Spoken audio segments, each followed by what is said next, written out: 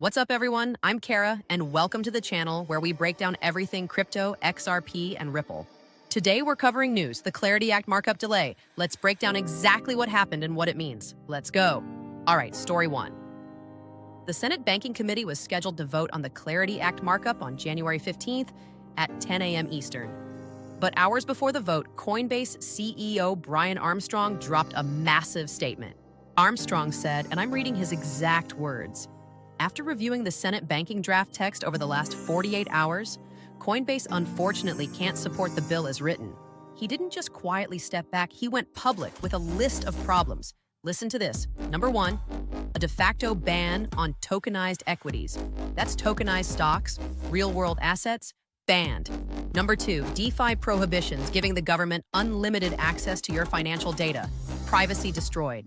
Number three, the bill weakens the CFTC in favor of the SEC, the exact opposite of what the crypto industry wanted. Number four, elimination of stablecoin rewards in ways that let banks shut out crypto competition. Armstrong said it straight. We'd rather have no bill than a bad bill. That's how serious this is.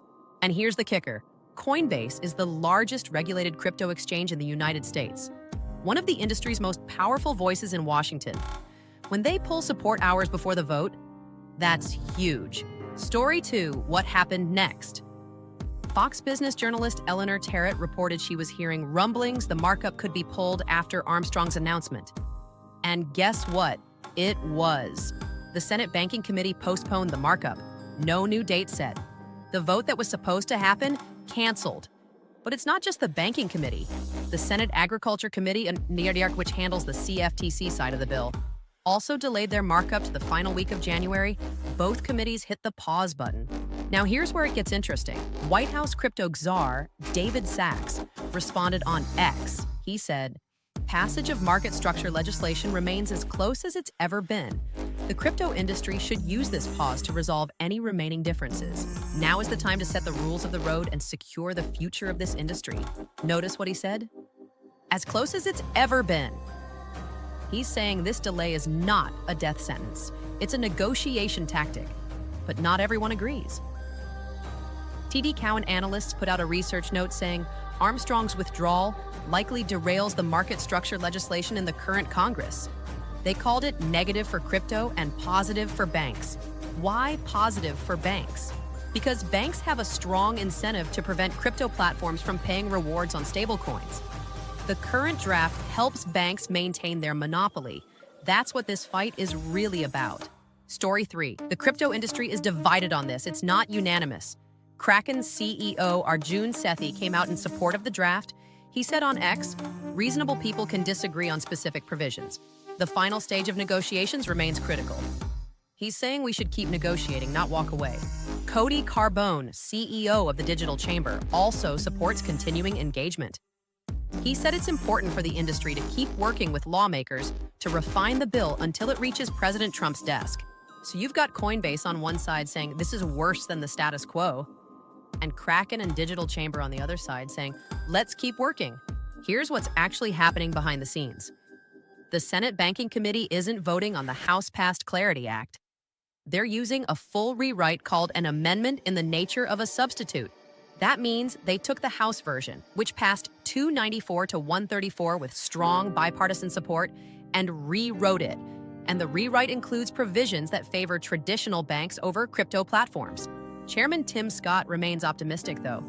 He told Fox News before the cancellation, "President Trump and I have talked seriously about the importance of 2026 being the year of affordability. This is a generational shift. But the question is, will the final bill actually help crypto, or will it help banks maintain control?" All right, let's talk about what this means for XRP and the broader crypto market. First, the 8-token provision we talked about earlier this week, the one giving XRP Bitcoin level status, that's still in the draft. That hasn't changed. So if this bill eventually passes, XRP could still get commodity classification. Second, this delay is not necessarily bad. If the current draft favors banks over crypto, then Armstrong is right to push back. Better to delay and get it right than rush through a bad bill. Third, both the Banking Committee and the Agriculture Committee are now negotiating. The Agriculture Committee votes final week of January.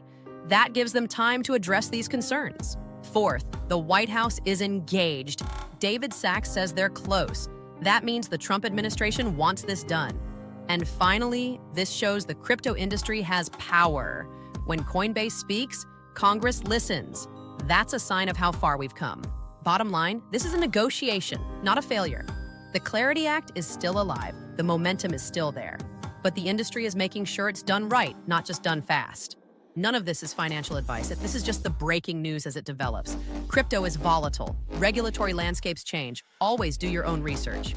I'm Cara. If you found this breakdown valuable, smash that like button, drop your thoughts in the comments, and subscribe for daily crypto updates. Let's go.